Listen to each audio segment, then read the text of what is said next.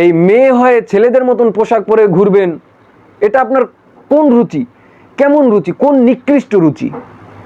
তারপর সেটা তো একটা আছেই, ইসলামটা কত ছোট তুমি করে ফেলেছো, ইসলামটা এত ছোট করে ফেলেছো যে আজকে শোনা যাচ্ছে যে এই একজন মুসলিম মেয়ে একজন হিন্দু একটা ছেলের সাথে সে রিলেশন করছে, নাউজুবিল্লাহ, একটা হিন্দু ছেলের সাথে সে রিলেশন করছে, যেখানে মুসলমানের সাথে মুসলমানের পর্দা লঙ্ঘন হয় কথা বললে, সেখানেই বিশাল বড় পাপ। সেখানে একজন বিধর্মীর সাথে, যেখানে একজন বিধর্মীর সাথে সে প্রেম তো করছে, সেখানে সে নিজের দেহ বিলিয়ে দিচ্ছে। কত বড় বেলাহাজ, কত বড় খারাপ, কত বড় নাফারমান এই পরিবারটা। একটা মেয়ে কিভাবে পারে একটা হিন্দু ছেলের সাথে সম্পর্কে লিপ্ত হতে, একটা হিন্দু ছেলের সাথে নিজের দেহ বিলিয়ে দিতে?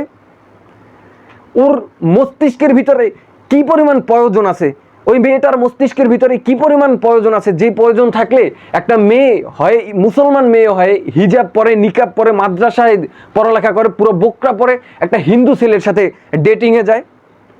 আপনারা তো এখন আবার স্মার্ট পৃথিবী গড়ে তুলেছেন।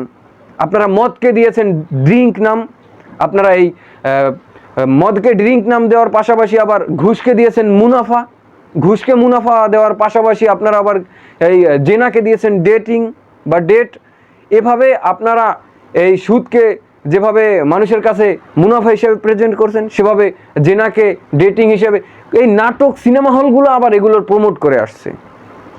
এগুলো সব কিছু ইসলামের এই ইমান ধ্বংসকারী। মূল বিষয় হলো এই দুনিয়ার মায়া পড়া, এটা হলো একটা ইমান ধ্বংসকারী বিষয়। আপনি দুনিয়ার মায়া যত পড়বেন আপনার ইমান তত দুর্বল হবে, আপনি জিহাদের পথ ভুলে যাবেন।